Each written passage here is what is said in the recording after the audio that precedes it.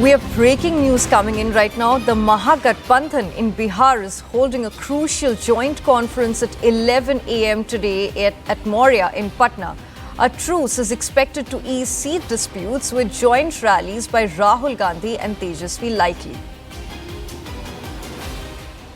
So we have CNN News 18's Pallavi Ghosh live with us. Pallavi, do you think Tejasvi Yadav's poll promises are actually feasible? Well, speaking, it's not for us to say this, but the BJP certainly is asking this question whether the money would be available. We saw in the case of Karnataka, Telangana, as well as in Himachal Pradesh, where many promises were made, money putting into accounts of women. But when it came to implementing them after victory, they either went back to the center asking for additional funds, or they have not been able to fulfill those promises. That is something which the BJP is definitely going to bring up, that you cannot trust any poll promise made either by the Congress, the RJD or the Mahagathbandhan, because they don't have the money, they will not have money, and they're going to make excuses. So that is what they're going to do, puncture this entire narrative being pushed in by Tejasvi Yadav. But I think today at that joint press conference, which is going to take place 11 a.m. finally, of the Congress and the RJD top leadership, the kind of critical questions which will have to be asked, whether Tejasvi will be kind of projected, declared as the CM face. Second, who are the ones who are going to withdraw their candidature? Will it be more from the Congress and fewer from the RJD? And third, of course, is that will this whole possibility of a friendly fight percolate on the ground? Will the cadre remain confused? And how many joint rallies are Tejasvi and Rahul Gandhi expected to do? Right. Thank you, Pallavi. So Pallavi Ghosh is reporting from Bihar, capturing the mood of voters ahead of the crucial elections. Take a look.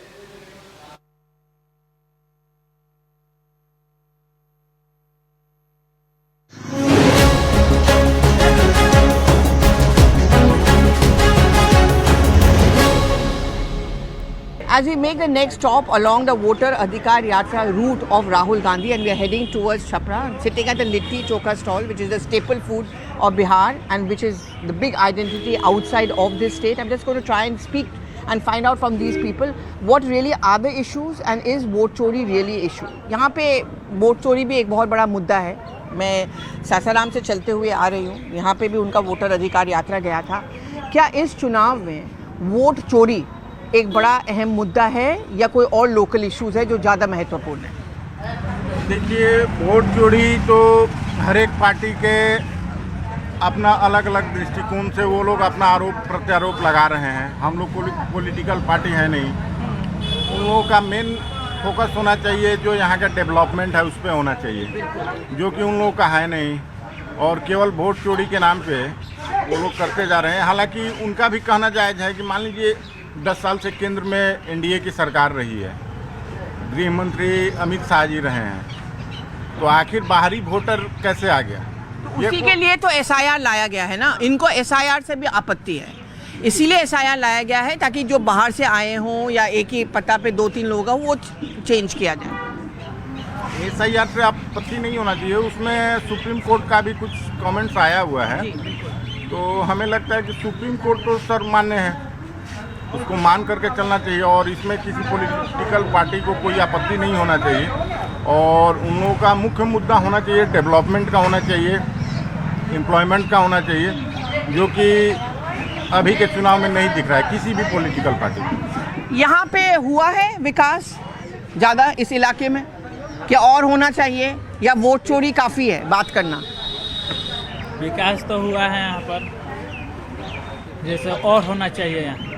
तो क्या वो यहाँ से गुजरा भी था उनका vote अधिकार यात्रा का, क्या आपको लगता है वोट चोरी एक अहम मुद्दा है इस चुनाव में बिहार के लिए? नहीं है. वोट चोरी मुद्दा नहीं है.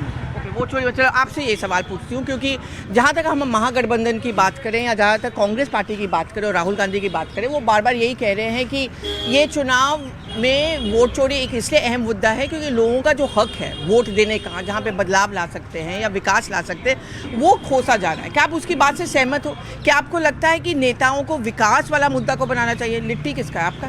खाओगे? खाइए. हाँ, देखिए, पक्ष और विपक्ष वो दूसरी उनकी आपसी मैटर है, वो हम लोग का मैटर नहीं है। वो एक दूसरे पर विपक्ष पक्ष जो है डालते रहेंगे, वो होते रहेगा। जाति मुद्दा, ये जो अभी गरीबी जो जाति मुद्दा लेकर के वो लोग जो प्रधानमंत्री मुख्यमंत्री जो भी लड़ रहे हैं, ये सब पूरी गलत है। यहाँ गरीबी और अमीरी का जनगणना होना चाहिए और जातिवाद का जनगणना नहीं होना चाहिए। क्या आपको लगता है बिहारी अस्तित्व या बिहारी का जो छवि सुधारने की बात, वो भी एक अहम मुद्दा होना चाहिए? वो नेताओं को भी समझना चाहिए, कुछ तो करो कि लोग वापस आए यहाँ पे। जी बिल्कुल होना चाहिए। और आज के डेट में मैं किसी पार्टी का समर्थक तो नहीं हूँ, लेकिन मैं एक बात बोलना चाहूँगा कि आज के डेट में जो प्रशांत किशोर जी का जो विजन है एम्प्लॉयमेंट बिना कास्ट का पॉलिटिक्स, हालांकि जब से हमारी पैदाइश से हम पर्सनली ये देखते आए हैं कि बिहार और यूपी में जाति के बिना तो कोई राजनीति होती नहीं है, और नेताओं को भी चाहिए कि जात में उलझा करके अपना सत्ता की रोटी सेकना और कुर्सी पे बने रहना। हालांकि अभी के डेट में प्रशांत किशोर जी ने बढ़िया इनिशिएटिव लिया है, लेकिन हमें कुछ डाउट है कि यहाँ की पब्लिक फिर जात पात में आ जाएगी और वो मुद्दा धरा का धरा रह जाएगा, जिससे बिहार का डेवलपमेंट नहीं हो पाएगा और बिहार फिर जैसे का तैसे रहेगा। भाई अच्छी बात हो गई है, कल प्रेस कॉन्फ्रेंस है, उसके अंदर तमाम क्लैरिटी रहेगी, न कन्फ्यूजन है वो समाप्त हो जाएगा। पूरा महागठबंधन एकजुट होकर चुनाव मैदान में उतर रहा है। पूरा थोड़ा एक कन्फ्यूजन पैदा कर दिया गया, कोई दम नहीं है। 243 सीटें हैं बिहार में। अब 243 सीटों में 5-10 सीटों में तो लोकल इश्यू भी होते हैं, कैंडिडेट के परसेप्शन भी होता है और फ्रेंडली फाइट हो सकती है। भाई कोई दिक्कत नहीं है। मुख्यमंत्री जिनके ऊपर व्यक्तिगत टिप्पणी कई बार महागठबंधन के नेताओं के द्वारा की गई है, उसके बावजूद इन लोगों को सीखने की ज़रूरत है कि ये लोग टिप्पणी कर रहे हैं और वो प्रचार कर रहे हैं। तो ऐसे में किसका स्वास्थ्य ज़्यादा बेहतर है? महागठबंधन का स्वास्थ्य तो पूरी तरीके से ख़त्म ही हो गया ना। महागठबंधन has collapsed completely. Lalu ji के परिवार का यही दुर्भाग्य है। जिस परिवार में लालू यादव सबसे बड़े नेता हैं और वही उन्होंने सिखाया है कि एक बड़े मुख्यमंत्री जिसने 20 साल तक बिहार को सींचने का काम किया है, इस तरह का बयान उनके बेटा को देना चाहिए। ये दुर्भाग्य है, लोकतंत्र के लिए शर्मसार है। देखिए उनके पिताजी 15 साल मुख्यमंत्री रहे, बिहार की जनता देखी है। 94,000 लोगों को भी नौकरी नहीं दिया। नीतीश जी ने अभी तक अपने पूरे शासन काल में लगभग 18 लाख लोगों को सरकारी नौकरी दिया। ये बड़ी बात है। नीतीश जी काम करते हैं, घोषणा नहीं करते। कई बार जो राजद के लोग बोलते हैं, उनके मन का मनोभाव समझने का प्रयास करना चाहिए। आपने देखा जब तेजस्वी जी ने कहा था 10 लाख नौकरी देंगे, 20 लाख नौकरी देंगे, तो अंतर्निहित मनोभाव शायद जनता नहीं समझ पाई थी, अब समझ गई। उनका मनोभाव यह था 10 लाख में नौकरी देंगे, वो में शब्द छुपा ले गए थे। 20 लाख में नौकरी देंगे और नहीं होगा 10-20 लाख तो जमीन ले लेंगे।